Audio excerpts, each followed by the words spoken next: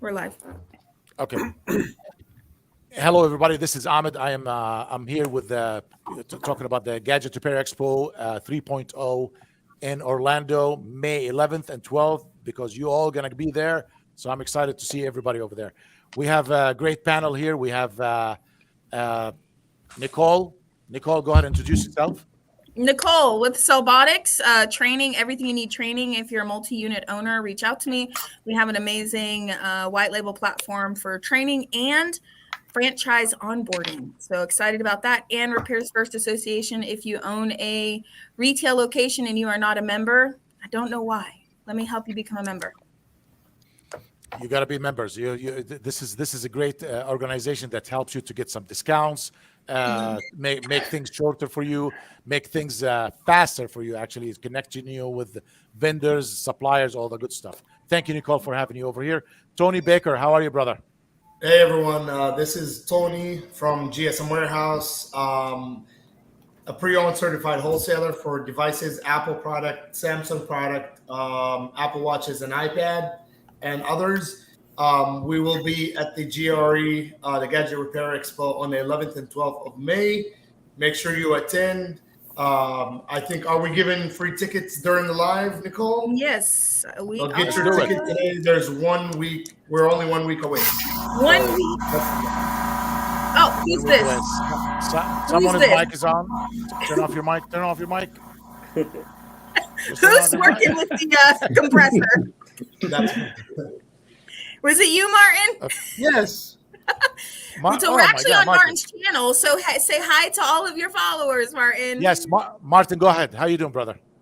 Doing great. Thank you so much. My name is Martin, and we have a small YouTube channel that we teach micro soldering and part of refurbishment. We do a lot of business-to-business repairs, mainly micro soldering. We have 5 stores here in the state of Washington, and we've been doing this for the last 10 years. You have 5 stores? Correct. That's amazing. Okay, I'll come back again with some questions for you. Thank you so much for being at Martin, just in case somebody is listening that doesn't speak English, can you say what the expo is in Spanish and that you're going to be there? For sure. He's our translator. Gracias, mi nombre es Martín. Vamos a estar en una expo en Orlando el 11 y 12 de mayo. Este es un lugar donde se van a presentar muchos expositores y muchos proveedores de servicios, de partes de teléfonos. Entonces, si quieres ser parte de eso, puedes comprar tu ticket ahí donde dice gadgetrepairexpo.com. Thank you. Thank you, Martin. And we have Milton. Did I say the name right? Yeah. Yep, Milton. Yep. Okay, go ahead. Go from Screenbuyercom, and we help a lot of repair shops, repair centers, our 2 facilities, and anybody around the world that needs access to the refurbishing market internationally. Even if you do refurbishing locally, we do buy for the 10Rs, the 11s, anything that's lower models, and the undesirable models to refurbish in Europe or the US. We help them find a solution to process those. Yep. Provide cash flow for everybody. Wonderful. You're based out of what city? New York, Miami, and Hong Kong, Shenzhen. New York, Miami, and Hong Kong. Okay, wonderful. Thank you for being on the call. We have Nick Buford. Am I saying right? Yep. Did I say it right? Close enough, Buford. What's up, guys? I'm Nick Buford from Wholesale Gadget Parts. We're located in Tulsa, Oklahoma. We've been a supplier for a good part of the industry for the past 15 years, and we have whatever you need, parts, tools, accessory-wise, from iPhone 3 or even 2G all the way up to the 14 and Samsung, wow. HTC. Basically, if it's a phone, if it's a tablet, if it's a part, we got it. Check us out. Wonderful. Thank you so much for being over here. Yep. Now we got Jeff. Jeff, my man, what's going on, brother? Hey guys, how's it going? Jeff Sandridge here. If you don't know who I am, I own the Smart Pometics in Huntsville, Alabama, which is one of the most successful single store locations of any repair shop in the nation. Last year, we were close to 2 million in sales, and I like to do a lot to try and help other store owners, coaching them, teaching them. So I've started a business called Apex Business Coaching, where I do one-on-one coaching with other store owners and try and teach them things that will increase their sales profitability and help them to have freedom from their stores. And I will be speaking at the Gadget Repair Expo next week as well. So I hope to see everybody there. I'm going to be talking about ways to grow your business in the current economy, as well as 7 steps to take to be able to create your own $1 million store. So hopefully that'll help some people. Excited about that. Your hour is going to be great. I think everybody should attend. I think if you want to compare yourself. You should not compare yourself with anybody, but if you do, compare yourself with winners like Jeff. I love seeing. I'll be there, Jeff. Definitely. Thanks, Ahmed. I appreciate that. Welcome, no, definitely. If I want to have a store, I want to be like your store.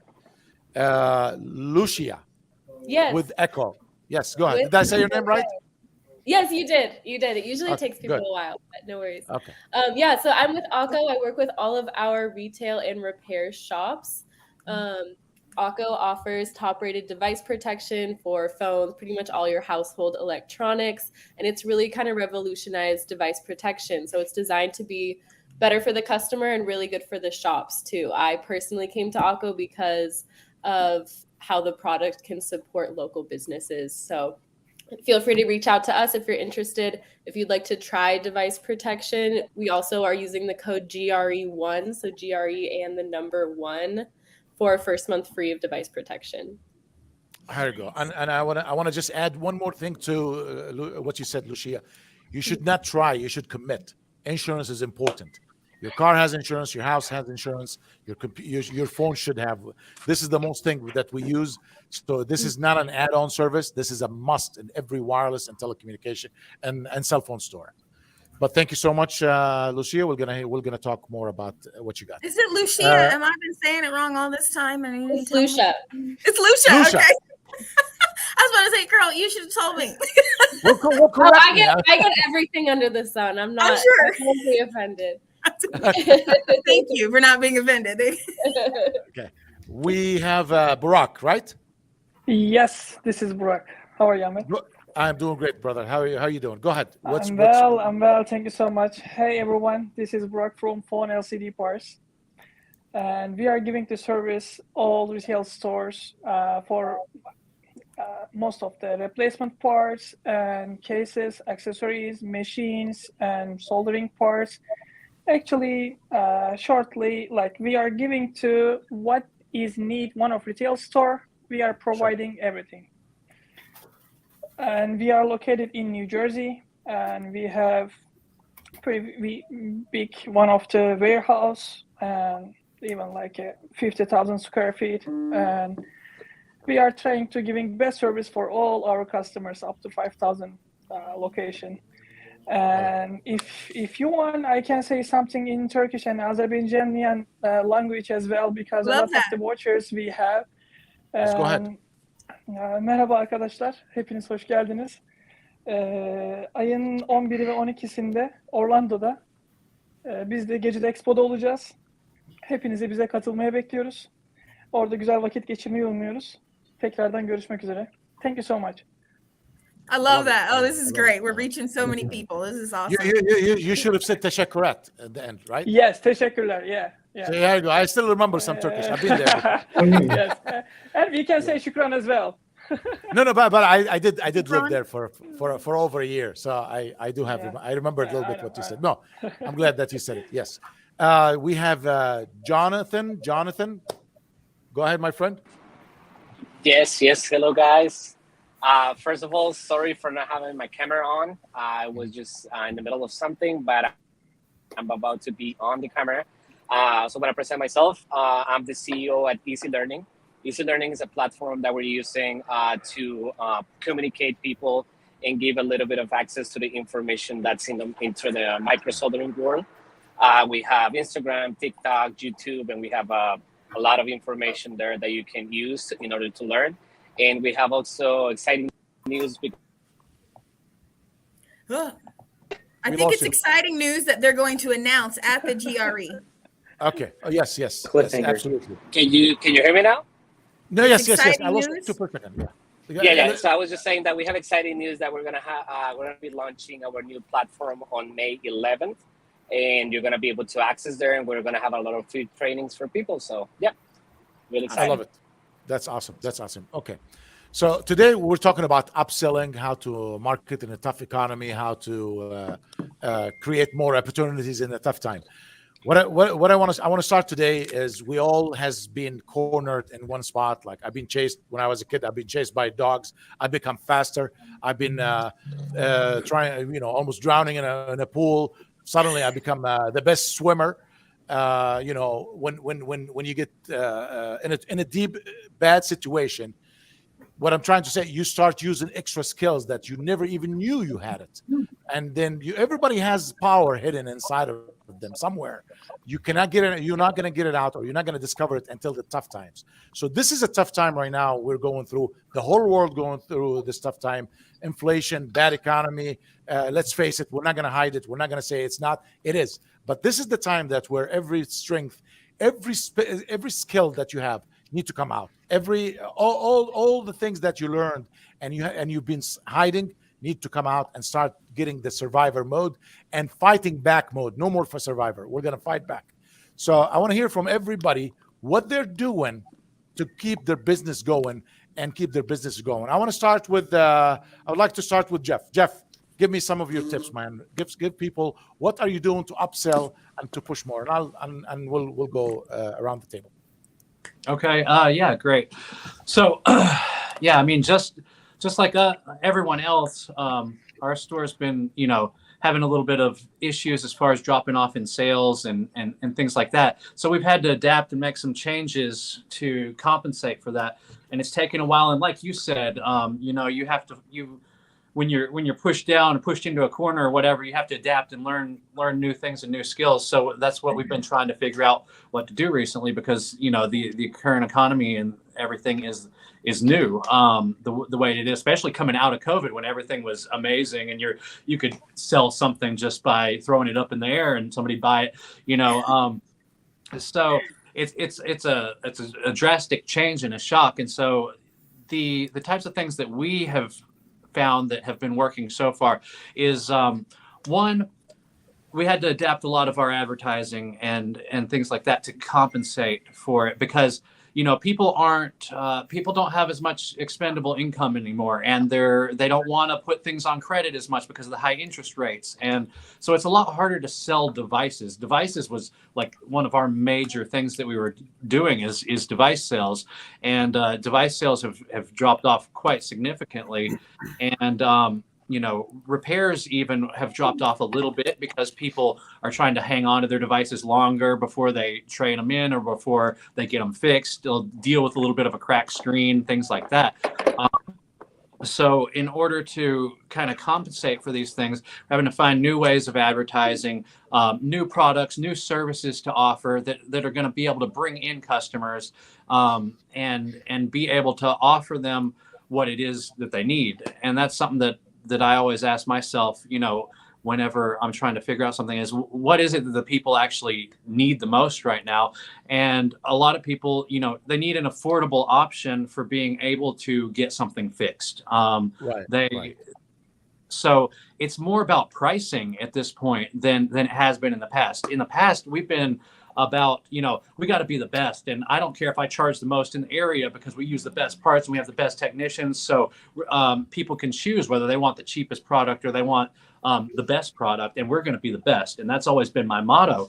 But the way we've had to adapt is say, people need an affordable option right now. So we need to be able to do things as inexpensively as possible to be able to, compete with places like Apple and the big chains and things like that, to be able to bring in the customers. So we've been offering specials, we've been dropping prices, things like that, whatever we can do, and advertising those things. The whole point of this, and one of the things that I wanted to talk about the most, which we'll probably get to in a minute, is the importance of online presence. Because you can do whatever you want in your store. You can drop your prices, you can raise your prices, you can have a sale. It doesn't matter if nobody knows about it, then it's useless. So you have to keep yourself in the forefront of people's minds and do things to stay relevant. And I've got a lot of ways that we've been focusing on doing that sort of thing that has helped us to stay in people's mind, bring in that business that may have gone other places. But what I was noticing once I got into it is that people were calling, even our long-term customers, people that knew us, and they were calling and they're still price checking and considering going to another store if we didn't have the best price, because they're like, I just need this fixed for as cheap as possible.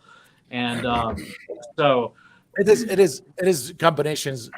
Go ahead. I'm sorry. Keep finishing. I was just going to say, so we modified things to drop our prices, to offer deals and incentives over the phone, through our emails, through all of our leads and things like that, just to be able to get people in the door, so that we can bring in more customers, we can get more calls, we can get more leads. And then once we get that, then that's when the importance of upselling comes in, because you have to compensate. If you're dropping your prices, you have to compensate somehow.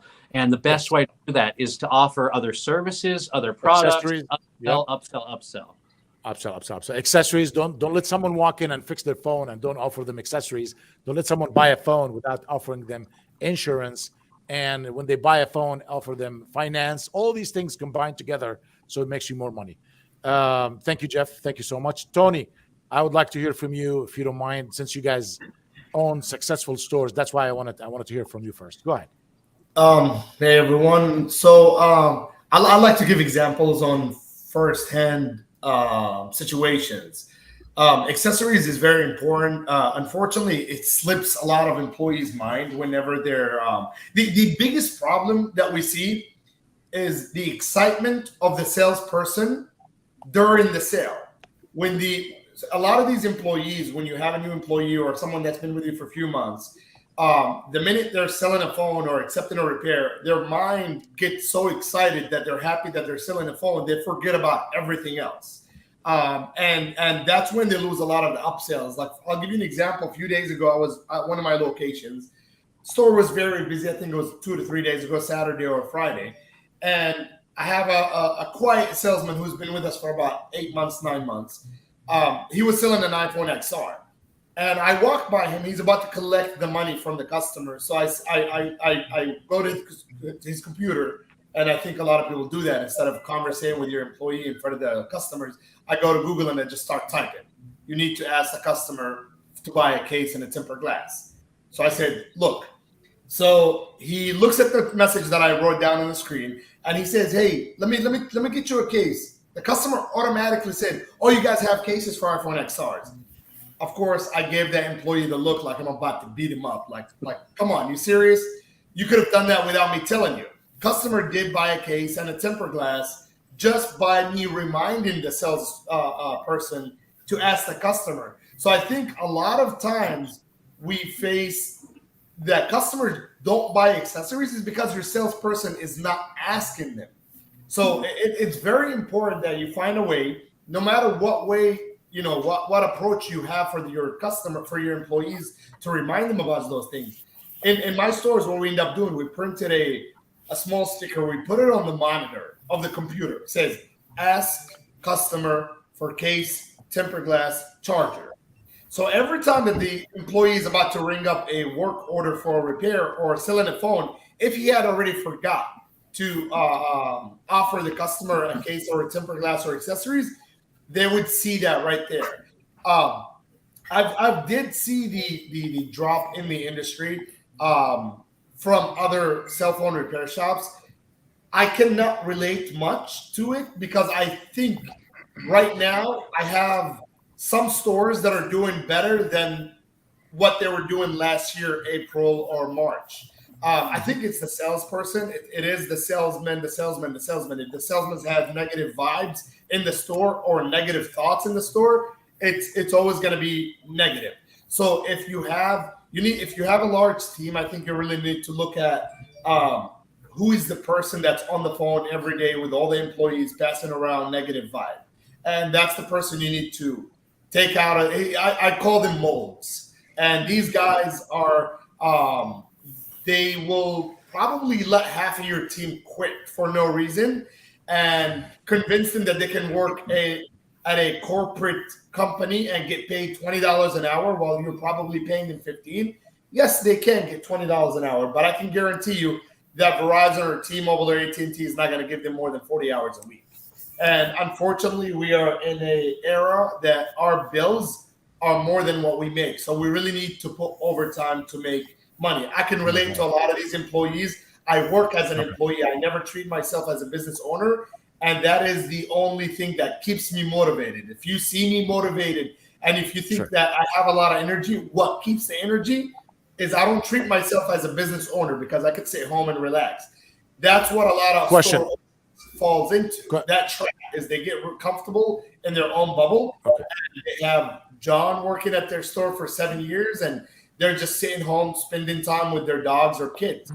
Okay, there's Question to Tony. Question to Tony. Can you hear me? We're texting you, Tony. We're texting you.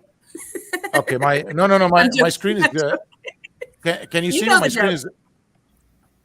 Your screen's frozen, but you're frozen like this, so it's okay. We can see you. Go ahead. Intense thought. Okay. I don't know. Okay. Quick question to Tony and Jeff and Martin. You guys own stores and you have salespeople. I'm going to ask you, Martin, a question. Do you compensate your customers with, not customers, employees? Sorry. Do you compensate your employees on sales? Correct. Yes. Can you? Can you guys hear me? Yeah. Yes. Martin has a very short answer. He says yes. That's it. Yes. Okay. So you pay them when they make more sales. Correct. Yes. Okay. Fantastic. Okay. Do you Martin, feel like it's a big motivator? Yes, of course, because sometimes they can make the paycheck, and at the end of the month, they make another $1,000 more. Right. I think it's a big motivator too. I wanted to ask, because Tony, you brought up a good point, because I actually had this conversation with someone last week. They have a big company and they have a group of people handling a project, and one person is pretty negative, and it's like everyone else is on board, everything's going good, and then the person enters, and without them even speaking, it's like you can feel that energy change. I'm a big believer in that. I'm a very big believer in vibe. Right. I'm the kind of person, I walk into a store out of our 14 locations. If I walk into a store and the vibe is like depressing, my soul cannot stay in the store for more than 5 minutes. Right. If I feel that, I call my partner and I said, hey, something is wrong with this guy. You either take him out of the store, put him in another store, or fire him, or don't give him hours, because it is the soul. I walked into another store yesterday. These little balloons that like dance and whatever. So I before I walk into the store, the dancer balloon was going like sideways. It wasn't set right, and it was just like doing this, right? And the stand in front of the store, which has like Gin Mobile or Simple Mobile on it for prepaid, it was on the floor. I walked into the store. We have 2 TVs in the store. One of them was off. One of them was on. There was no music. And the first vibe, the first thing I hear from the employee, I walk in, I said, how you doing? He says, man, it's slow. I said, come here. I opened the door. I said, do you see the fucking dance? I'm sorry, excuse my language. I said, do you see the dancer sitting like this? This is bad. And then I go, do you see the sign on the floor? This is bad. This is your appearance. This is how do you walk out of your house without wearing your shoes or your shirt? This is your outside clothes image of the business. Yes. I said, look at the TV. Before you complain to me that it's slow, turn your TV on, fix the dancer, set up the stand, open the door, put a speaker, put some music, and let me know if it's slow then. Right. Yeah. Thanks. You have to. The vibe that he was talking about, how he was, because he fell off when I asked that. I'm a big believer in that too. I feel like someone, even without speaking, can affect like the energy in a business.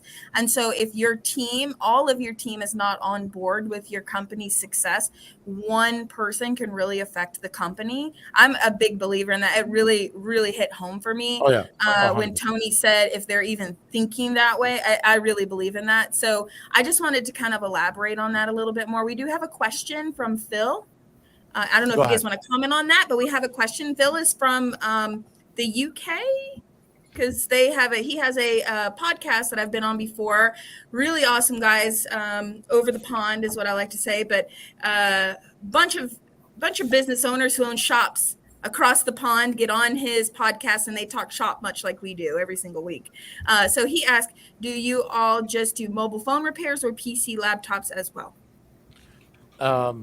Jeff, you want to take that call, or Barack? Anybody else do repairs that doesn't have a store on here? We do repairs and not have a store. Anybody does anything besides mobile? More like cell phone? When you say mobile, or you mean like mobile? He means cell phone. Yeah. We do laptops, we do computers, we do TVs, whatever comes through that door. I'm paying rent. Yeah, I think gaming consoles are picking up. So whatever he can fix. Gaming consoles are picking up too. Customizing gaming consoles. I hear that's the up and Charging coming port thing. for PlayStations, they charge iFix charge $249 for HDMI cables. And if I haven't checked, but someone told me it's like $5. Am I right? Yep. Yeah. So, We're gonna let Om go. He keeps falling off. Okay, I want to hear from everybody else. Even if you don't have a store, you are working with store owners every day, all of you. So let's go around let's start with Milton, and we'll go to Nick, and we'll kind of go around. We've talked to the people who actually own stores, but you guys are actually in a unique position because you actually talk to shop owners every single day. So you're hearing different feedback. And I know you have clients that are struggling, but then you have clients that are doing really well and don't know what anyone's talking about. Yes. So can you share some of those stories? Hold on, Amit. I just positioned them with a question. I know you missed. But No, go ahead. I'm sorry, my internet's going up. It's okay. Yeah, that's all right. Actually, I can start something. My average everyday with customer conversations, like counting, is up to 100 people.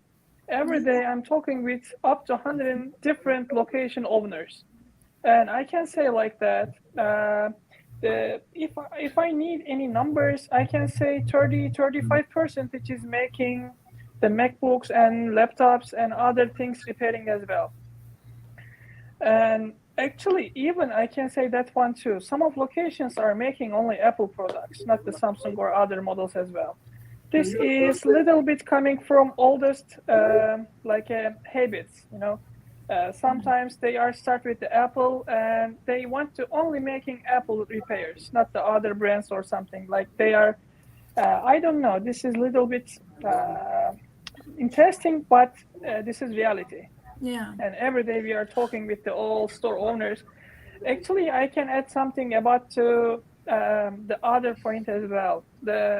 For me, because now, I'm a wholesaler right now, and my business only with the location owners. That's all right. But on the past, I was 2013, 2014, I was managing some of the locations in New York, Connecticut, Massachusetts sites. And I can say that for me, it's up to sale. For up to sale, the education is most of important things.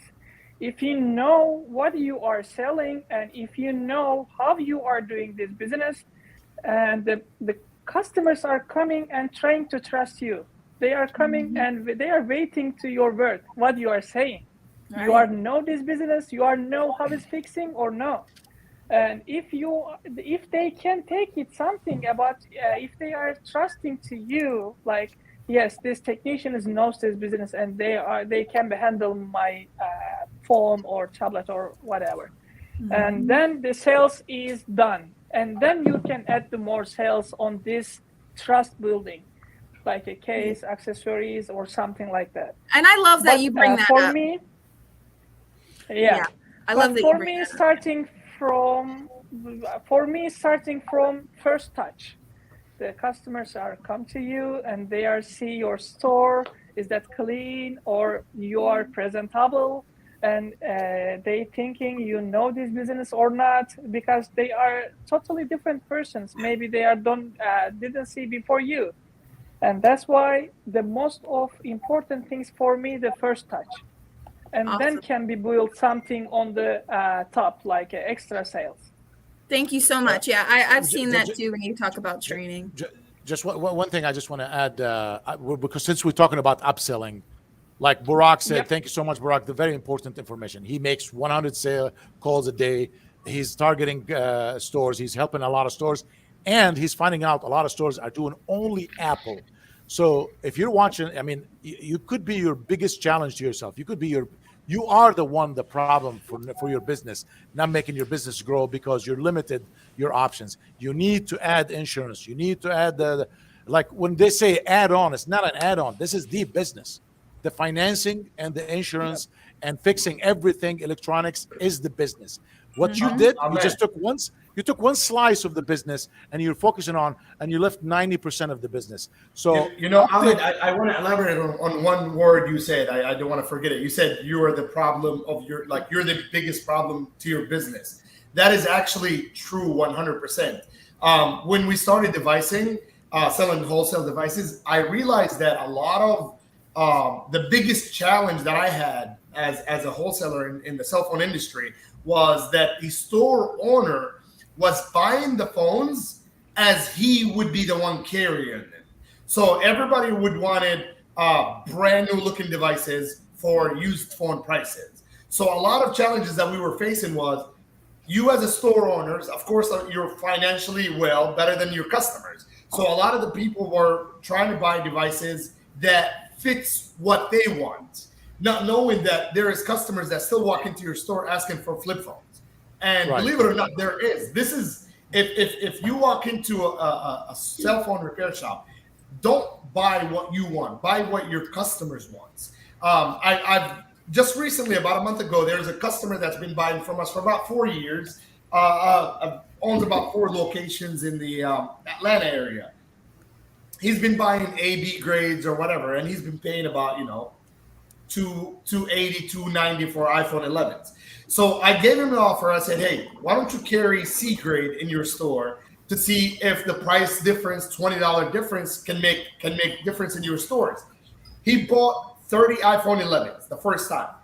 It's been about a month and a half or 2. Since then until now, all he's buying is C grade. He's saving at least probably $2,000 to $3,000 a month from his orders because he dropped the grade. He dropped the price. Now, yes. A lot of people, you want to. What it is, the biggest issue is a lot of the sales reps want to have an easier transaction with the customer. But if you have a very good prices, competitive prices, and a good salesman, you will not be affected by the economy that we're going through right now. Right. Okay. I'm going to give it to you. We're going to go to Jonathan. Go ahead, Jonathan. I want to talk. I want to hear. Hold on. We're going to go in order around the screen, so everybody gets something to say. Jonathan. We're going to skip Jonathan, okay? I mean, we skipped him already, so we're going to go back to him. All right, Jonathan, go ahead. You want to give some tips? Yes. Actually, now that you're talking about devices and prices and all this, that's one of the things. I have 3 stores here in Jacksonville, Florida.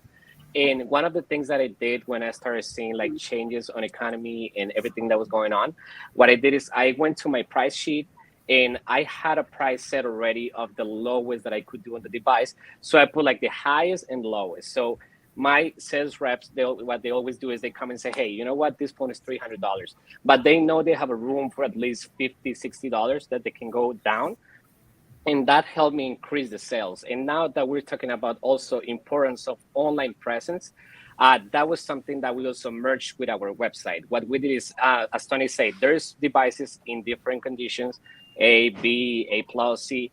So what we did is, okay, you want a phone, you don't have a budget for an expensive phone, let's do a website where we can show people how they're graded and the difference on pricing. If you get a C, if you get a B, if you get an A+, and people are actually accommodate to what they want and what they can pay and they can afford. So this is one of the things that helped me a lot through all this that I was going through, and every store is going through the same thing. So we did all this, applied the pricing. I applied also like a way to motivate the sales rep as well. So, hey, if you sell this phone in a full price, your commission is higher. If you gotta lower the price, then you still get a commission, but it's gonna be lower. So every time a customer comes into the door, the person that's in front selling, they always try to give you like the highest price because they want to get the highest commission. Now, this is a way that I did it in all my 3 locations. As Jeff mentioned, sales on devices decreased a lot. Like that was something that we really had an impact as well. But as soon as we make these changes and we start accommodating everything for people, budgets and everything, it boom again. Like it just everything started coming again. People were referring them like, hey, you know what? These people have devices in different grades, so you can get a cheaper iPhone 11 if you don't have to spend like a lot of money for like a new one. So that was something that really helped my stores, and I would like to share it so people can actually see probably something that they can take from there and apply it in the stores. And this can be applied with different things, not only with phones. It can be applied with cases. Diverse grading. Right, right. It. So that's one of the things that really worked for me. Now to the next one. Awesome. Thank you, Jonathan. That was great. Milton, I want to tee you up real quick to see if you have any tips. You are a screen buyer. You guys buy broken screens from stores, correct? Yeah, that's one of the things we do. And and I want to mention this because a store can also calculate in what they could get for a screen that they're taking off a device to affect a repair pricing. I mean, have you seen that, or for them to make sure that they're calculating that as something that they're getting back, or? Yeah. Well, one of the things I've noticed is that like the newer devices, especially the 12 Pro Maxes and higher, the yield is becoming lower on a lot of buybacks because of the fact that the device is thinner, the LCD is thinner. So a lot of technicians are actually not careful removing the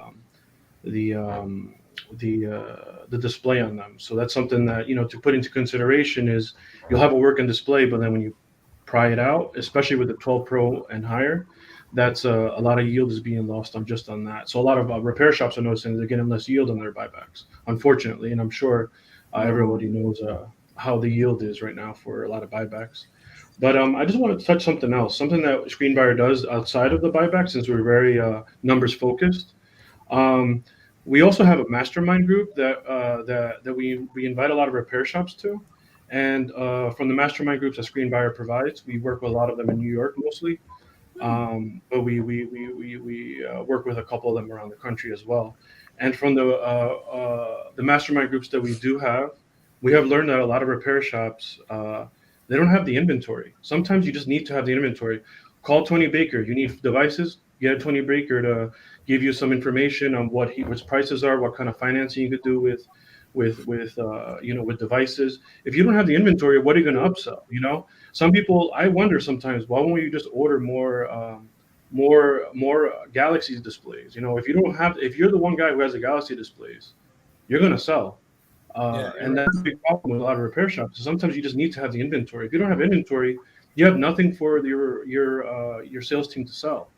So that's a small budget. You can have a small budget. I mean, there's, and I appreciate that, Milton. There's companies like Olympus Linden that can give you money to buy phones and pay back the same amount plus $100 within inventory, days. Like screens. Exactly. You mean, Milton, right? Like parts, right? For those. Yeah, well, you can do phones, you can do parts, you can do everything using that money. It's just cash flow that you can use. The biggest challenge that I've seen a lot of people going through is either they don't know how to level an inventory, like they don't know how to budget an inventory level. So keep $2,000-$3,000. You don't have to buy 10,000 or 20,000 because the prices are really rocking and going up and down. There's, like I said, I'm not trying to push myself, but there's companies like me or others that have devices always available. Buy a phone, buy 2, buy 5, put them in your showcase. Without you having these devices in your showcase, you cannot upsell. Without having iPhone XRs or iPhone 11 cases, you can't sell it. And there's companies like Axum Armor that has the tempered glass thing. It fits any phone. If you don't want to buy tempered glasses, buy a machine like that. Get the unlimited films that fits any size of phone and just sell it. You know what I mean? You don't have to have 100 or 50 or 200 tempered glass from all the models. Samsung A, there's too many Samsung models, A10, A13s. Just have that machine and sell it to your customers. I think with a $1,000 budget of accessories, you can have inventory that could probably turn back and get you about $10,000. That's awesome. Thank you. I think that leads really great into Lucia. But Milton, did you want to add anything else before we go to her? Yeah, yeah. Aside from the inventory issue, there's three things I wanted to go over. Just first thing is inventory, trying to have some sort of inventory in your store, make yourself unique. From the mastermind groups, we also learned that if you have Facebook Marketplace is an engine for you guys to bring in traffic, like we were going back to Tony Baker again, right? Try to get, if you have a device in hand, post it on Facebook and say, hey, I have this on Facebook, get the person in. Then you could upsell them on the tempered glass and the chargers and everything else. And the mastermind groups, I learned a lot of the top 10% of repair shops. They have the inventory. They use the Facebook. How do they join this this mastermind you're talking about? I think this is great. Yeah, it's with Eric. Eric is usually the one who runs it. He helps run it with us. But who do they contact? They actually go to the website, but it's really just contact me or Eric, and they could join the mastermind group. Contact Milton. Well, some people might not know who you are or have any connection with you. Okay. Okay, maybe or a mastermind. And this I can definitely provide more information. It's okay. Yeah. It's a free. So they can just reach out to Screenbuyer.com and contact your company and ask about the mastermind. Yeah, just give us a call and say, hey, I want to join the mastermind group. Yeah. For free mastermind. And that's great. Yeah, that's a good source. These mastermind groups really do teach you how to find a better way to get more people into for more foot traffic, more inventory, and even the last final thing that I learned a lot is the ticket number. From what Eric told me, if your shop doesn't have a $150 average ticket number, you're probably struggling. Outside from all the foot traffic, because $150 ticket number is what Eric told me is the golden number of a healthy repair shop. Yeah. That if you have like 10 transactions and the average is 150, whether it's devices, is a mix of a couple of things here and there, then you're going to be a very strong repair shop, most likely. Yeah. Awesome. Thank you so much, Milton. This was a lot of information, and we've got information about how to get in your mastermind. All right, Lucia, give us some information, and then we're going to go to Nick. And then we'll go to the next topic. Well, I have to toot my own horn a little bit because I know we talked about, economic downturns and all that. And the reality is that if you can't afford to buy a whole new phone, you can't afford to not have device protection. And Akko's retail and repair shops just had their best month ever. So like we were saying, some people are slower. A lot of these shops are slower, but it's a great option. And like Tony was saying, I do talk to shops, hundreds of shops across the country. And I do see that there's almost a lack in confidence. They'll say, well, we're techs, we're not really salespeople. But if you just, say something at checkout every time, your attach rate will still be, pretty good. And if you're a member of Repairs First, you get every single repair in the lifetime of your Akko customer back to your shop. And training. We have a full Akko training coming out like within just the next couple of weeks. I cannot wait. And even examples, like it's so exciting. When I wanted to add something just when what Lucy I keep saying your name wrong.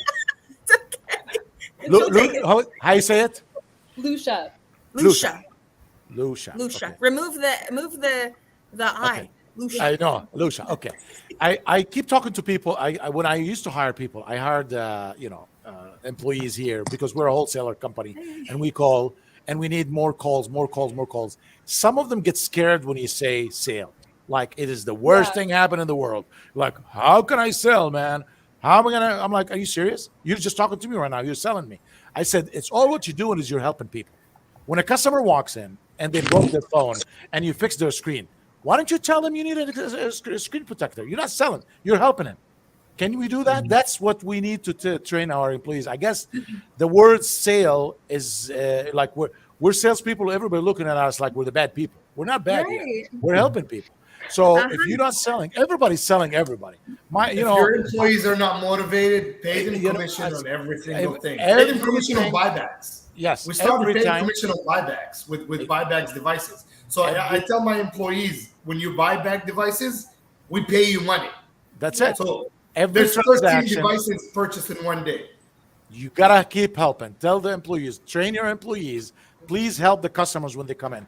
Look at him like he's your cousin or your brother. If you broke his phone, won't you yell at him for not buying a case? Yeah. Mm-hmm. Well, be nice to the customer. Just tell him buy a case. Don't yell at him like he's your brother, right?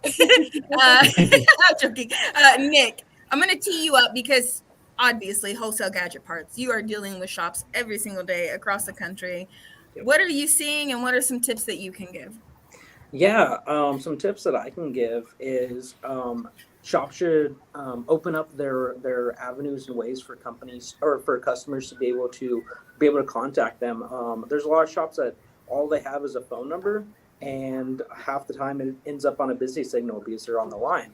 So having phone calls, having chat on their website or Facebook or WhatsApp, having those different access, and then chiming in on what Ahmed just said, like when someone calls in and says, "Hey, I want to do, how much does an iPhone 11 repairs cost for the screen?" Like, think in your mind, okay, they're coming in for a screen repair, but also I can, mention the price of a screen protector or a case, mentioning the other prices, or even if you guys have a preset, like mentioning of what the bundle price will be for all of that, so that the person can realize, okay, I can get all of these from just one place rather than ordering off of Amazon or whatever it may be.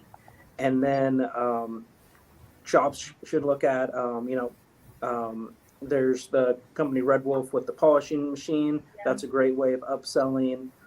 Having multiple different types of screen qualities for those customers that want the lower end, or those customers that want the higher ends. You can have those different options. And then for those jobs that come in that are micro soldering or higher level than what you have, there's a lot of people in the communities that if you don't know how to do those repairs yourself, you can send them off and still get, a portion of that sale rather than just completely turning the customer away. Totally. That's really great tips there. Yeah, I do like that machine. I've seen it in action. That's awesome. So we're going to move to the topic, online presence. So you said have more than a phone number. So you definitely teed it up because that's really important. And I just want to say really quick, me and Ahmed were even talking before we went live because we were talking about videos. And if you want to become known as the expert, as a repair shop in your area, it's not about putting repair content out. You're not teaching your customers how to fix. Teach them how to use their devices. Ahmed, what was the statistic that you said? Apple released report an online statistic. Yes, saying most average Apple user get only 10 to 15% out of the phone. We don't use everything on the phone. There's so many things. There's so many tools in the phone. Count your steps, sports, heart, medical. All what we do is just camera and text messages. The flash. Many things we can use out of this phone here. There is NFC applications over here. There's so much stuff. Wireless charging. I can't tell you how many times a Samsung customer has come in and can't afford a charger and because their charge port's broken, but doesn't realize they can do wireless charging. So it's like make videos with, your brand. Maybe it's you and you're just talking to your phone and you're saying, I'm going to show you how to use this type of phone and this feature. It doesn't have to be YouTube quality, just good enough that your community can see you. Post it in Facebook groups, post it on your Facebook page. And slow down posting a broken phone and a fixed phone every day the same picture. I want to jump on something where it was trending for a little bit. I've seen a lot of store owners. Now, I don't know whose brand is who, but they were saying, come fix your screen with this X7 screen or OLED. Customers don't care. They don't know. They don't know the model of between this company and that company. It's kind of like crazy. Like it shocks me where like customers or store owners have like a little display that says, what is it, X07 or whatever the model of the screens or quality of the screens, and it says OLED.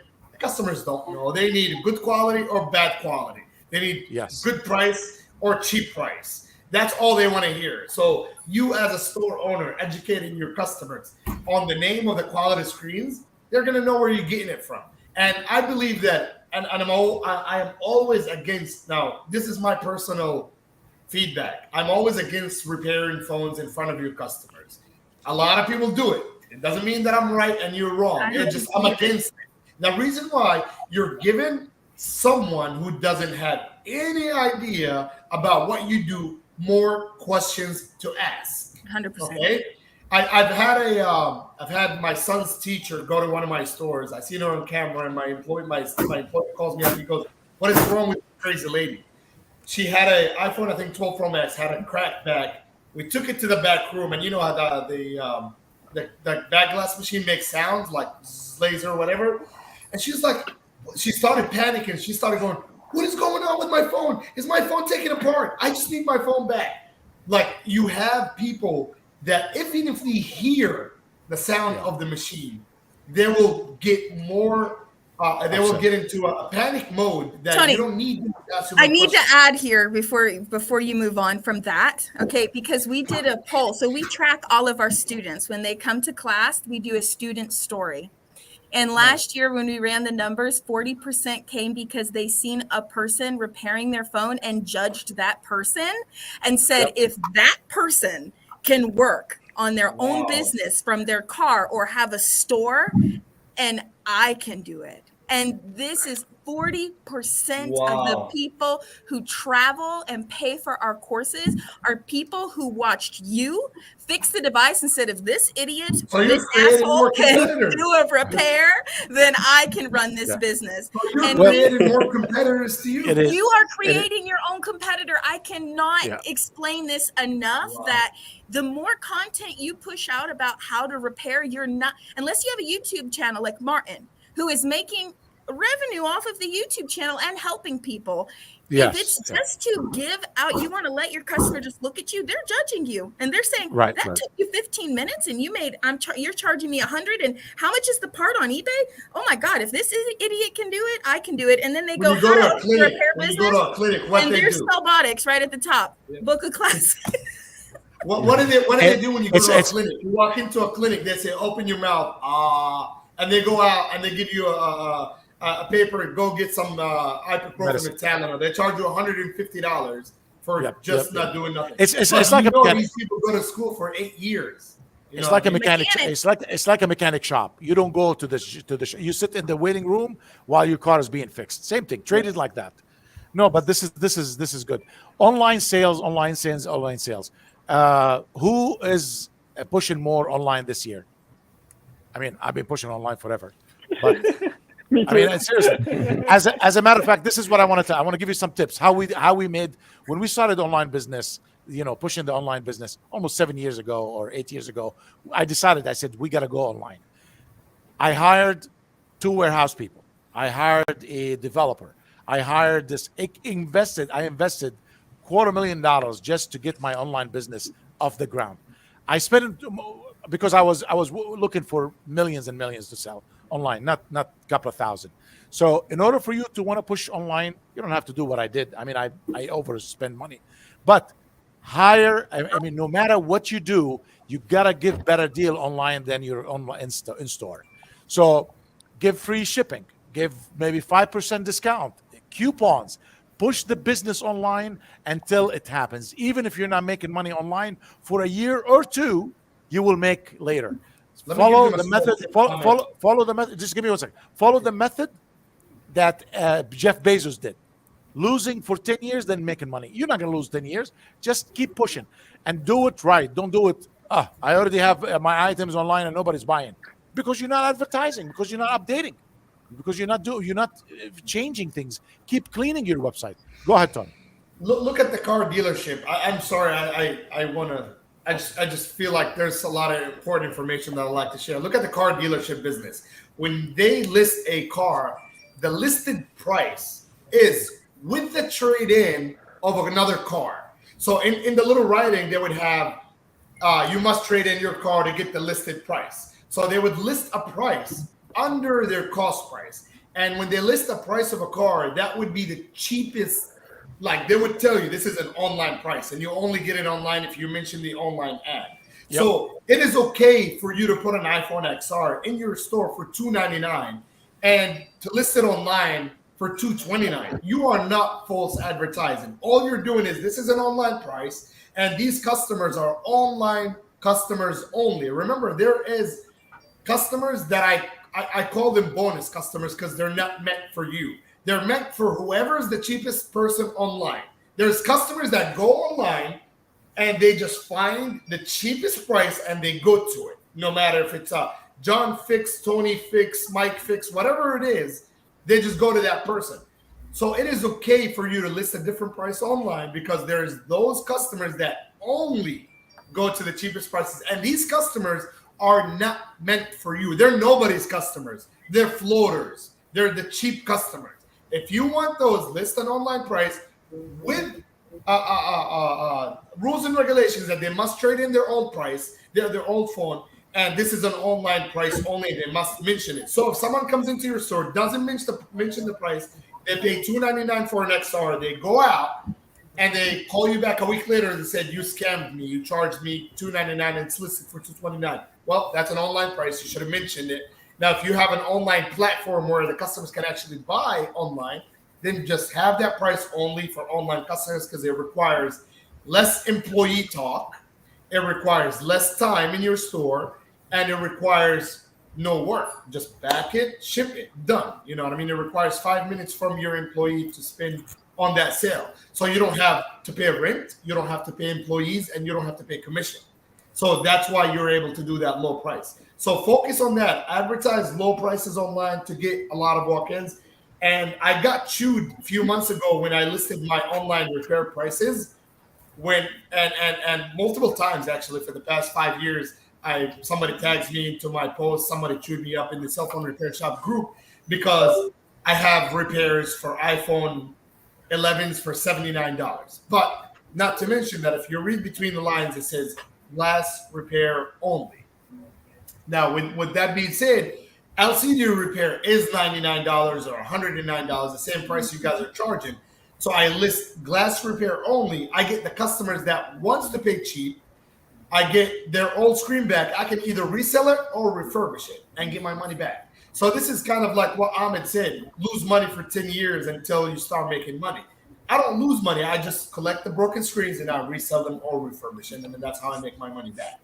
Awesome. That's I just want to go around. I'm going to go around the room and let everybody put a little piece in. I'm going to start with Martin.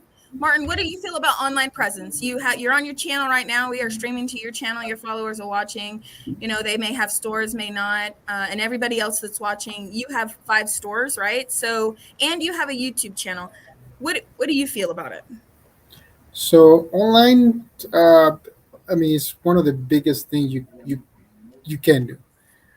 You don't pay rent. That's the biggest expense. Yeah, that's true. I was like, what? And then you can do it anywhere. You don't have to be in one place. You can manage it anywhere.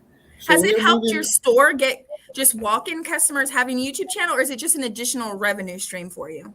No, that's something additional because most of our content is on Spanish. Okay. So normally when someone watch my channel is because they're having a problem with the device. So normally it's for a technician that cannot fix one issue, and then that's how they get contact with us. So that's something extra, but mailing services. So we put a lot of videos that show how to fix a problem, but we also mention how complicated it is. Right. And then they say, you know what, it's too expensive. Let me contact you and let me send it to you. Yeah. So that's a different because out of YouTube we don't make enough to just be there. Got it. So, but by mailing devices, we do 10 times. Got it. So you're getting your walk-in traffic that doesn't really pay attention to your channel, but then you're getting mail-in through your channel as an additional revenue stream. So online presence definitely is doing well for you. And just for your stores, how do you do a local online present footprint? So normally we do events. We do events for locals, 4th of July, all the events, Thanksgiving, and then we do a lot of things that people are interested in. Free food, free, and then they come in, but it's free if you purchase something. Doesn't matter what it is, a case, a tempered glass, something. So we spend, I don't know, $1,000, but we make on that day 10,000. Oh, I love it. That's a great idea. Just randomly, hey, weekend free hot dog meals or something like that, right? Or I don't know. You know what I used to do in my slow days? I used to own retail stores back in the days, and I used to look what the slowest day of the week, and that day I will make free accessory with any purchase, like something. I just give back. Buy one, get one free. The strongest deals happens always on Wednesdays. And I mentioned that every day. I said, guys, you want to get a better deal? You come on Wednesday. Tell your family to come Wednesday. So I made my worst days best days of the week. And suddenly Wednesday become one of the top best days, and we're making more money. It took a while, but at least I had to talk about it and let people know. Awesome. That's awesome. Martin, you want to add anything else before I go on to Barack? Did I say that right? No. I mean, a lot of people that have contacted us through email or through messages is because they saw something of us doing. They tried to do it and it was too complicated. So you're getting that mail in, and you're also getting your walk-in traffic locally. That's awesome. Correct. Okay, that's a good spin for everybody to know. All right, Brock, we're gonna go around the room because everybody has something to add about online presence. I'm excited. Yeah, to hear of course. Yes. Actually, the before, like now, I'm on the totally different point on the sales. This wholesale, totally different things for our customers, and I see the 20 hour of customers, and I guess the Martin as well. And I'm not sure if I'm wrong. I apologize for if I have another customers on this live right now. Yeah. But I can say that like before in the past, I has a stores and I was doing that, and I see a lot of the plus sales on my store. Remember, I mean, like memory is so important. If I remember on the next time or on the mall or in somewhere else, if I remember my customers and if I can say to their name, it will be starting +1. And we were using one of the software for, we were taking all the informations before repair or any sales, his name, surname, and phone number, and if possible, email address. And we can send to emails for like slow days. And on this day, we have like Ahmed, we have an extra discount on this date. And also birthdays is so important. We can send to emails and for you for today, like a 10% extra discount or something like that. The peoples must be feel special. If people are feeling special for this company, and they will love it. And I can say for this sales, up to sale for this. That's awesome. Okay, thank you for that. Barack, you sound so nice. I want to open a store just to buy from you, man. I know, right? It's so nice. he makes it so nice. And your birthday, I'll give you this. I'll come and eat with you. I mean, come on, guys. This is a customer service right there. Yeah, I swear to God. That's awesome. You know what I mean? Yeah. Sometimes I'm your customer, Ahmed, and my birthday is coming, brother. All right, Milton, what do you want to say about online presence? Screenbuyer online presence. What about shops that you work with, your masterminds? What are they talking about online presence? Yeah. So like I said, the mastermind groups is like an online thing, right? Mm-hmm. So by the way, I just found out. I asked one of my guys to contact us at Screenbuyer. It's in our page, so you could just ask about that if you wanted to join the mastermind group. Awesome. But I think I mentioned the Facebook Marketplace is a good way to keep pushing devices like what Tony Baker does and everything. I've seen him for a couple of years. I remember nobody sold devices 5 years ago, and then he started coming up, and then all of a sudden everyone's buying devices from him. So I do have to say that he helped push that idea, awesome. Just getting devices in and just following the social media of what everybody's doing. Like Martin, what he's doing, he's doing the the B2B stuff, getting stuff in the mail. It sounds like he's very successful with the mail things, and I just think that if you talk to more people like us and Nicole Russell, you're very good with getting the networking done. If you know I bet if I want to ask you who the best SEO person is, I'm sure you're a good resource for that. I'm sure. Knowing people, that's my job. Yeah. Thank you, Milton. I appreciate that. That's great. Yeah, no, definitely. I think that the more people you talk to in this industry, the more you'll be able to learn from everyone. I think if we were to add any more, it would just be whatever you guys are saying. I honestly think that you guys have a lot of good answers how to get that online presence. I've actually learned from this conversation more than what I thought I knew. Oh, that's so great. That's awesome. That's really good. I'm glad to hear that. So Akko definitely has an online footprint, but Alicia, you're dealing with shops. Do you guys talk about that with them on having an online presence as marketing? They sell Akko, or how does that work? I mean, yeah, absolutely. So we create posts for them that are fitted to almost every social media platform. wow. We have ways for them to add Akko to their website and still, get credit for every sale they make. We have ways for shops to get involved in their community. So like you're saying, be present, but also, position your shop with your community. It's funny, I just talked to someone who had a lot of success just staying involved with their local daycares or local schools. All those families with kids spilling things on their laptops, smashing their phones and all of that. They've actually gotten so much success from that as well. So just, be a staple in your community too, and know your community well enough. Awesome. Thank you so much. That's true. And I love that you guys make posts. I actually didn't know that. I didn't know that, but this is good. This is good. You got to motivate them. You got to push them a little bit. And they have to. Yeah, that's good. That's good that you're marketing and helping them. Yeah. Nick, what about online? We have Nick. Yeah, Nick. Yeah. So there's been a lot of good advice here. One thing I just want to tack on is make sure your basic info is easily accessible. Because if they can't find your contact info, if they can't find your address, if your Google presence or Apple Maps presence isn't in the right spot, customers can't find you. There are so many shops that their Google Maps pin is on the wrong street or completely wrong, and they don't even realize it, and they're wondering why they're slow. It's because customers can't find them, and rather than calling you up, they're going to just assume you're closed or out of business. So, all these other things are great. Like you should work on doing those, but make sure your basic info is easily accessible, easy to find from the customers, and then build from there. Google My Business page. I find some shops don't actually even have a listing. They haven't claimed it. Yeah. And it's free. And it works like social media, right? I mean, I don't personally post on it, but we post on it every day, like as if it's social media, and it helps with our ranking. So I feel like shops need to treat it like social media. You know what I'm doing right now? Replying to all the Google reviews that I had. Awesome.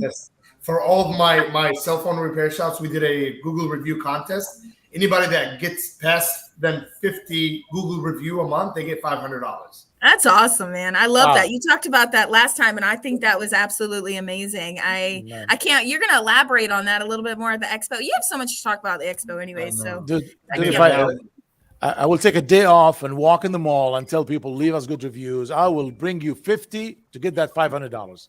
I literally paid the first two locations. I don't care. I'll go to my cousins, my friends, everybody. I'm my ex-girlfriend. You gotta do what you gotta do. I'm paying. Look, this is how I put it out for my.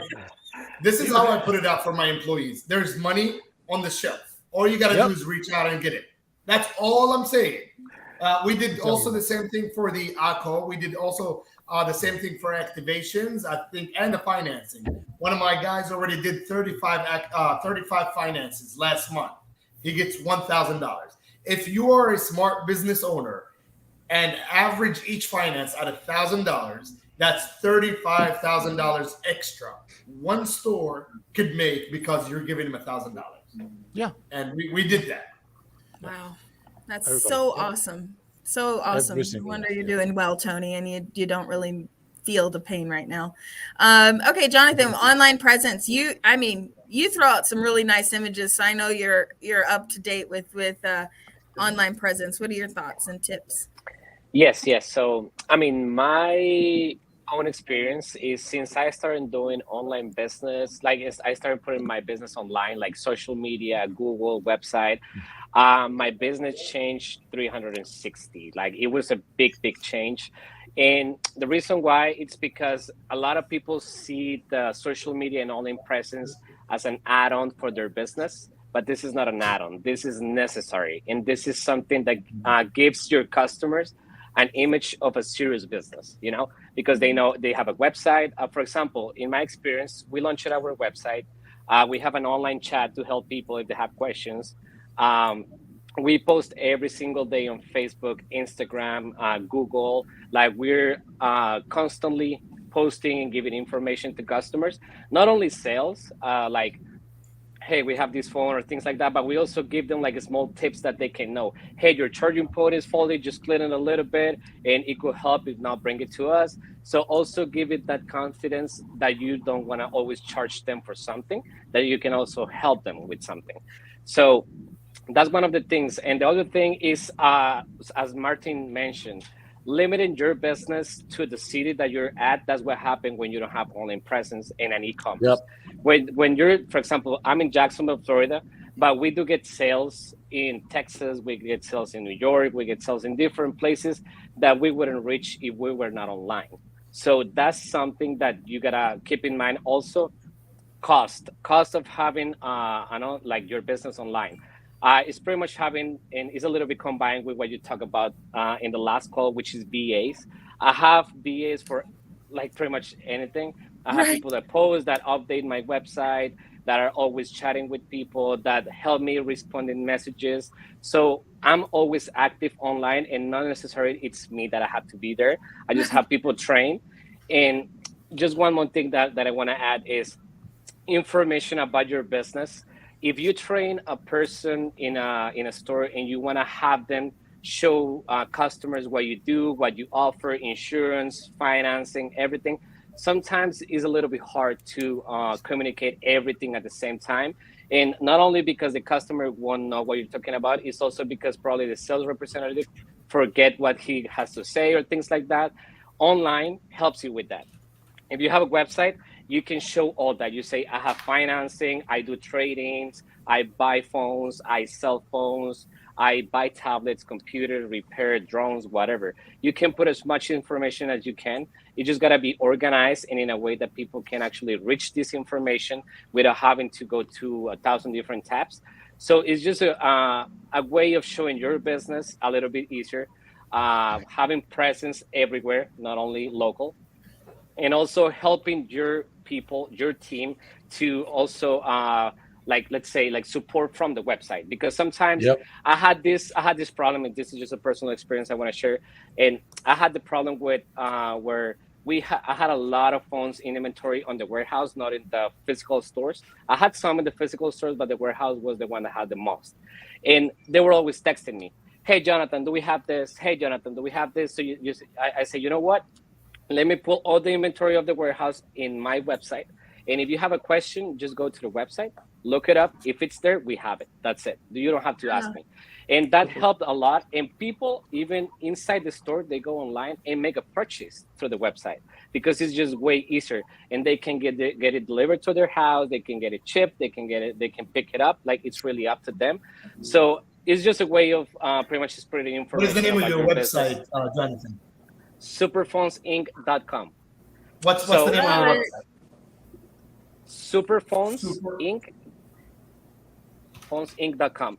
So if you look it up, and everyone is here and the ones that are listening to this, go there and see everything that we have, like such as inventory, colors, grading, what I mentioned before, like grade C, grade B, grade A. You can tell phones, like with an S. Yeah, with an S. Inc, like Superman, INC? but just phones. Yeah. Got it. Superphonesinc.com. Yeah.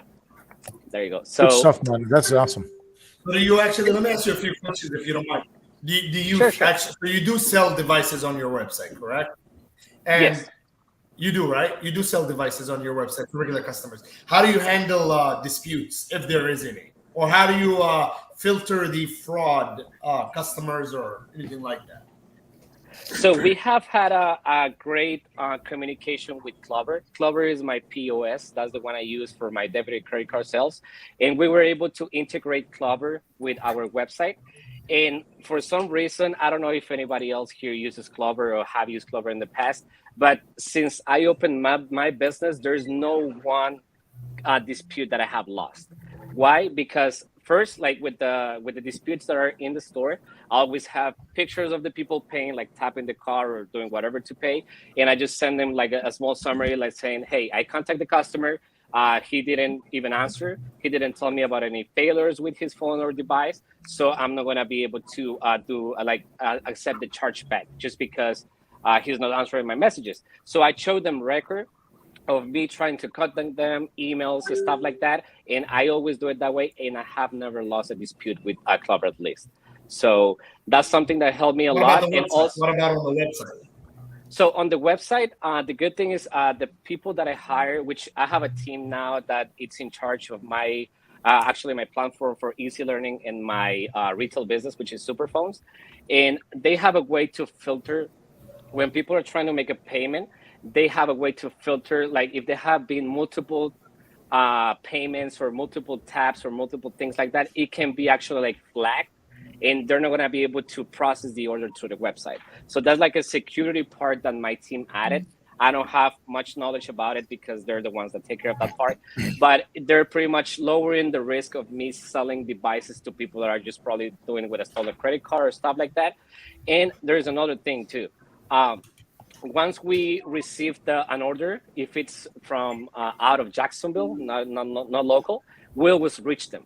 We'll always call them like, hey, this is Jonathan at Superphones. Just want to thank you for the order you just made. I want to see like you didn't get any cases or tempered glass from my website. Do you want to have something added? I can get you a better price, stuff like that. And all of that is through the Phone Pro, which repair desk, and that's recorded. So in case that something happens, I also have the record of the conversation that was given in case, the dispute. Being honest, since I opened my website, I haven't got any disputes. It's not something that I have experienced. And if I do, I have a lot of things to support myself in case that happens. Nice. Awesome. Thank you so much. And Jonathan, you'll be speaking at the expo. Yes, so that's one thing. I won't be talking about online presence. I'll be talking about micro soldering, but I'm going to have a small part of the presentation that I'm going to talk about, like how online business, the online presence have changed my business. And it also helped me a huge change. Now that things are kind of a little bit harder with economy and stuff like that. Online always brings you people that you're not going to reach any other way. So thank you. Yeah, That's I'll great. be there. Yeah, I just want to add real quick before we go to Jeff. People always ask me what changed the Cellbotics brand because I had been around since 2010, but nobody had heard about me. And I would say probably 6 years ago when I really hit online hard and I had to get over my insecurities. And I was like, I'm just going to put my face everywhere. And so what people say, that's really what changed it. So I just say, just record your face. Say something, record it, put it online, do the best you can, just start. Okay. Go ahead, Jonathan. You're muted. Yeah, that's one more thing that I wanted to add. On my social media, I've seen, and this is like a suggestion for everyone that's here, when you have a human like behind a social media or website, and they have something that they can look at video, and you're talking like, hey, how are you guys? We have a deal going on. Come here, do this. Like, just put the human part in your social media, in your online. It helps a lot. It helped me a lot. And because people know there's a face behind there, people know there's someone that's actually helping you, teaching you, whatever you're doing.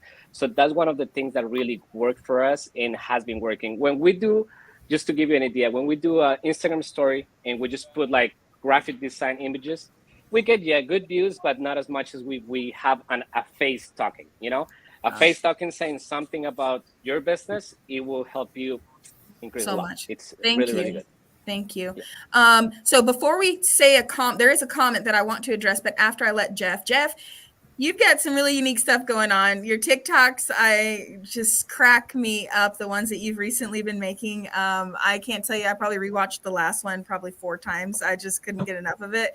The technical engineer or something like that. It was just like, it just made me laugh thinking about it. So what do you think about online presence and what has it done for your business? We all know you have this $1 million store. So yeah, it's not important at all. You don't need to mess with it. Don't worry about it.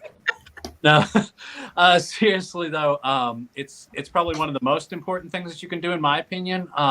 This has always been an extreme focus for us ever since we started the business, and I think it's one of the major contributing forces behind our success is how active we've always tried to be on social media and online in general. But recently with the economy and everything, I think it's even more important to stand out and to try and increase your online footprint as much as possible, and to experiment with new platforms and things like that. That's why we've started getting in on TikTok and creating these funny videos with our employees acting on them. We're acting out customer stories, so it's something that everybody can kind of relate to, the customers, the employees, and it's just kind of fun for everybody. It's entertainment instead of just producing ads and putting, boring stuff out there all the time that people are like, do we really care about this?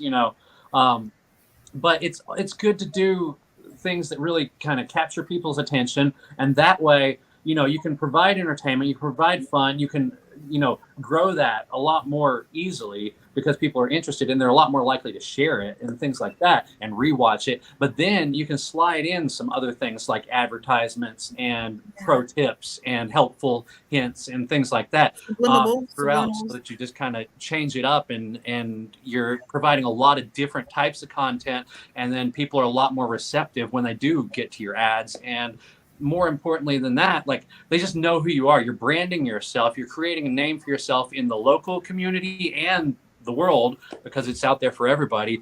And so, when somebody's looking for a place to get their phone fixed or buy a phone, sell a phone, or whatever, you're going to pop into people's minds because you're already on their feeds and in their faces every day. So I think it's just extremely important. That's awesome. I have to ask you, do customers ever know it's them? I'm sorry, what? Do customers ever know it's them?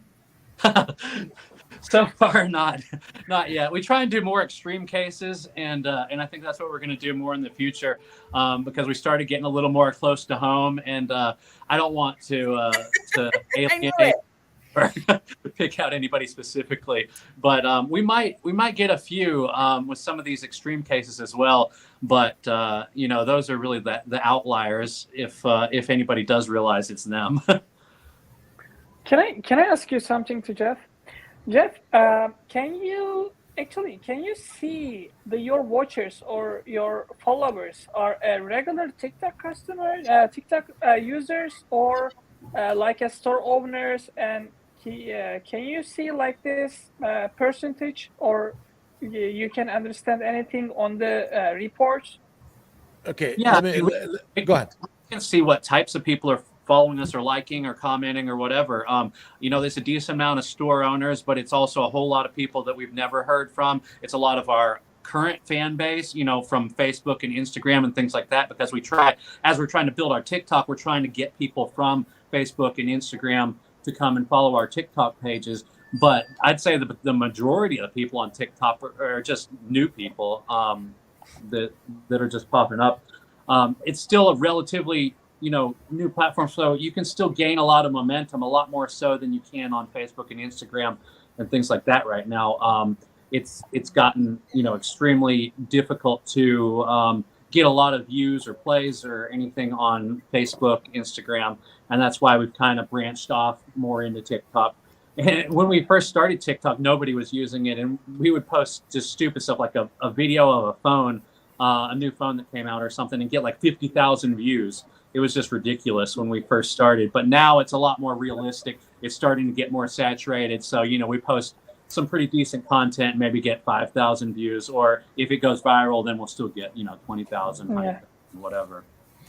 Let me tell you something, Barack. When you start marketing, and like Jeff, what he said, it doesn't matter who follow you, even if they're business owners. Guess what? The algorithm is going to push that video to their followers, which is customers. So let the competition follow you. What they did, they helped you to reach their customers. You know what I mean? There is something coming out of it all the time. No, I'm asking because the people are watching the Jeffs or the Martin's videos and TikTok contents, and the regular customers, like they don't have any repair store or something like that, and they are learning something, and they're trying to buy parts and make it safely. And they come to me. Yeah. No. So basically, Barack wants to put advertisements on your TikTok videos, Jeff. He would like a brand deal. Okay. Talk about that. No, yeah.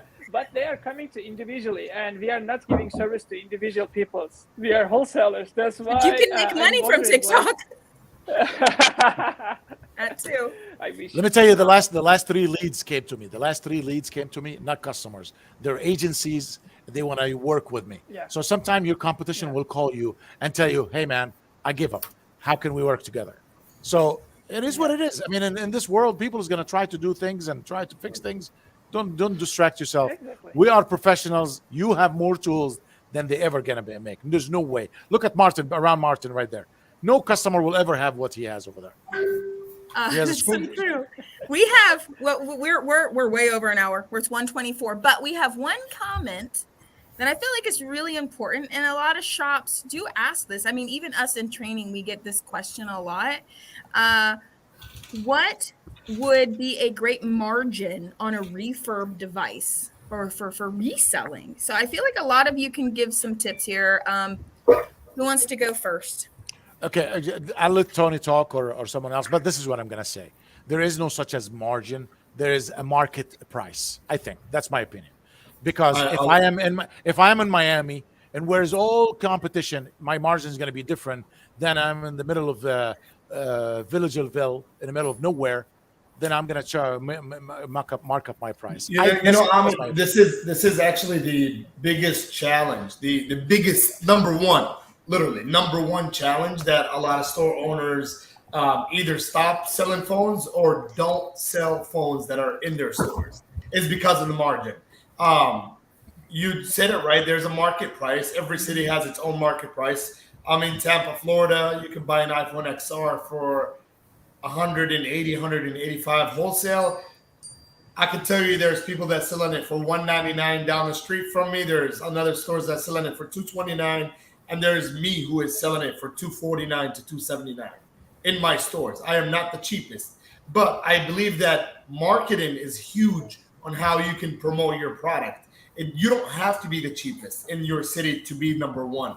You can be more visible. You can have organized stores, and you can have the most marketing tools. That's how you become famous, and that's how customers come to you. I'll give you the best example: Starbucks. I haven't drank Starbucks in a year or so. Last time I tried, the cup that I was paying $2 and some cents, now it's like $5 and some cents. So, and you can get the same exact coffee at a Wawa gas station or racetrack for $1 and some change, the same exact coffee. Why they're successful? Because they have standalone buildings, they have marketing, they have donations that they give to specific agencies or companies, and they have visible locations. So that's why they're staying successful. So I don't think you can be the cheapest to be successful. I think you just have to have the right tools. In our industry, what I can relate to is having the financing companies, which you can promote $50 down. You can have insurance for $10 a month. That way, your customers, if they break it, they can come back and fix it for the same amount of $10 or $12. And then you can have inventory, like Wilbert said.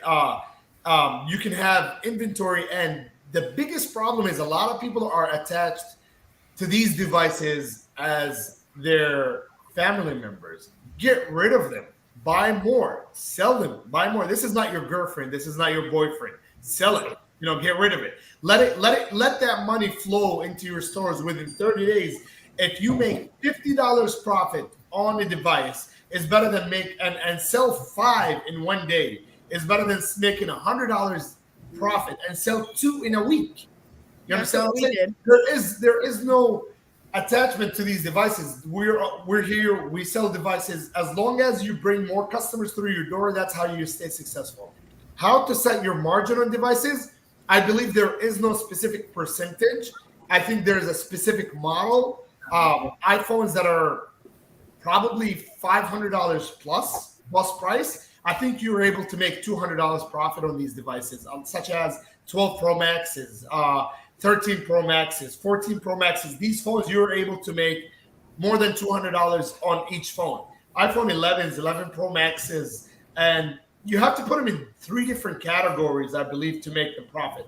11s, 11 Pro Maxes, 12 and 13s, you can make $100 profit on these phones. iPhone XS Maxes, XRs, and XSs. You could probably make $75 profit on these devices. iPhone 7s, 7 Plus, 8, and 8 Plus, you probably can make $50 profit on these devices. So there is no such percentage. There is a tier for devices. If a customer can spend $700, I guarantee you they can spend $900. If a customer can spend $100, they cannot spend $300. They can spend probably $120, $150. So you need to go based on what models are these devices are and set your profit margin based on the cost price of the phone and the tier of what kind of customers you will get. You know, you'll get some people who have $100. They just need an iPhone. Carry iPhone 6s or 7s for them. You get people who have, you know, that wants a 12 Pro Max or 13 Pro Max. You can upgrade them to a 14 Pro Max or make $200 profit on those devices. I think probably Jeff can probably have more information hands-on into cell phone repair shop stores. Yeah, I want to ask the shop owners here on the call, each of you. We'll let Jeff go next. I want before we say anything, okay. get your ticket, guys. Get your ticket. Yes, we want to see you. Make sure to be at the expo. I'm Listen, excited. all this stuff you're learning here on this live, can you imagine what's going to happen at the expo? Man, who's all of you here on the panel going? Everybody. Of course. Oh, yeah. Everybody? All of them are speakers or exhibitors. They were all there and bringing people, and then they're Nick, you're going, right? Yep. Yep. That's right. Barack. Sponsor it. My There you man. go. He's a sponsor.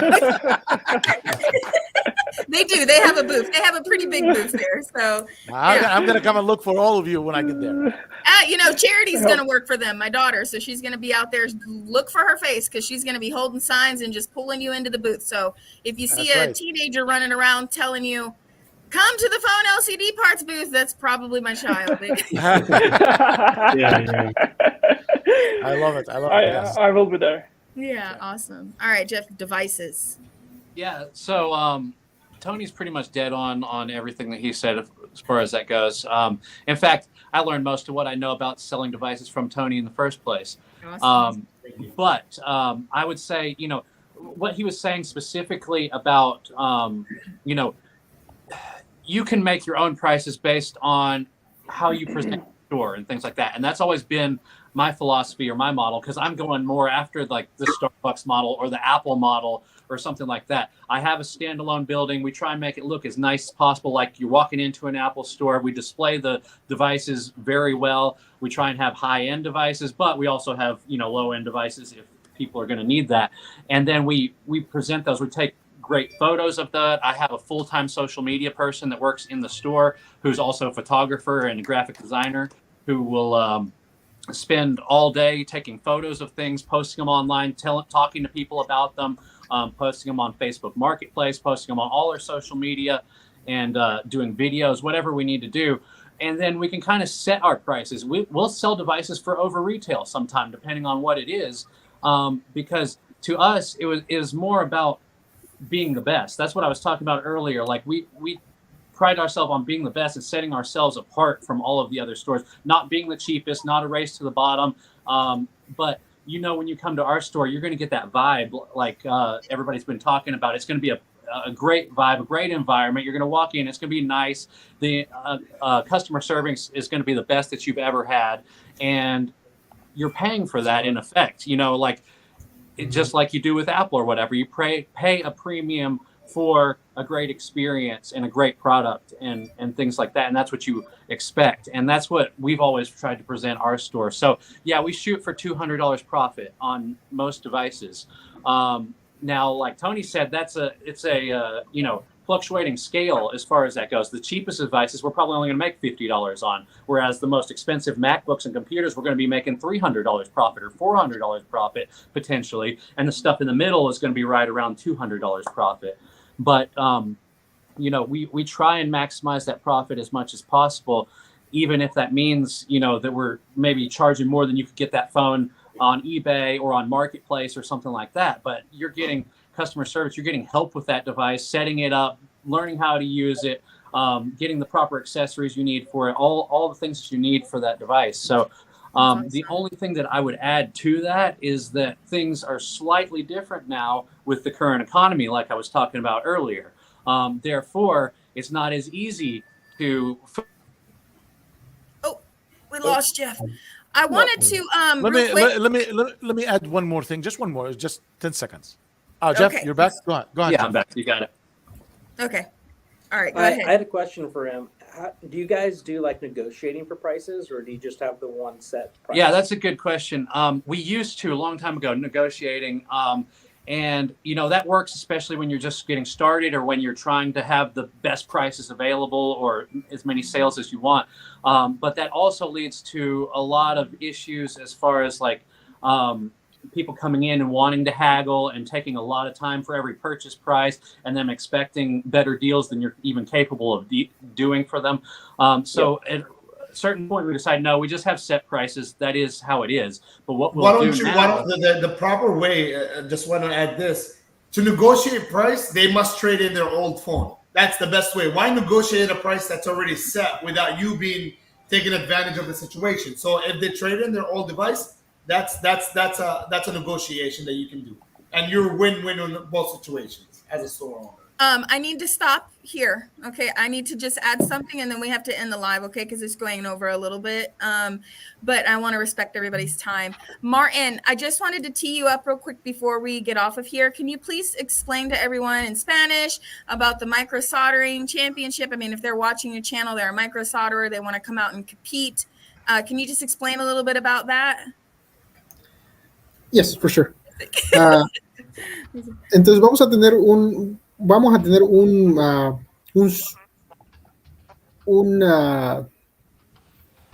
una competencia de quién puede soldar ciertos componentes en unas tarjetas madres. Entonces, si quieres participar en esta competencia, ve a gadgetrepairexpo.com para que te registres y formes parte de esta competencia que vamos a tener. Quien gane la competencia gana $1,000. Entonces, más aparte vas a poder conocer a bastantes personas que van a estar acá exponiendo, proveedores acá dentro de los Estados Unidos. Entonces, si tienes tiempo y puedes ir, deberías ir. Esa es una buena experiencia. Ahí vamos a estar también con todas estas personas que miras acá. Thank you. So Martin is a judge, and so is Jonathan.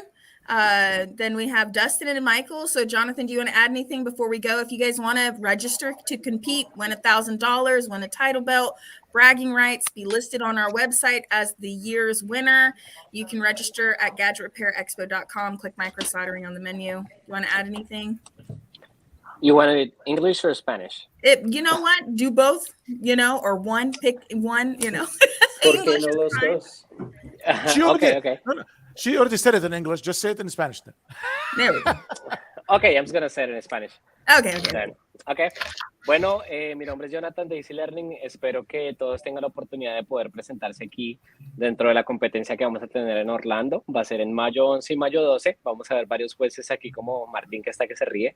Y vamos a estar súper emocionados de tenerlos a todos allí. Va a haber una competencia en un primer día para poder calificarlos.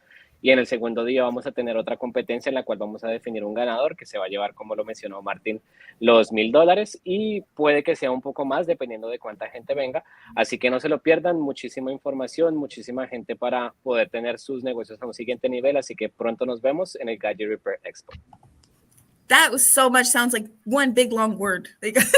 Yeah, really? Yeah. That was awesome. Wow, I wish I spoke Spanish. All right. So thank you guys for being here. I know we could keep going, but it's just been an hour and 40 minutes. So, we're going to come to the expo and you can learn so much more than what you're going to learn here on the live.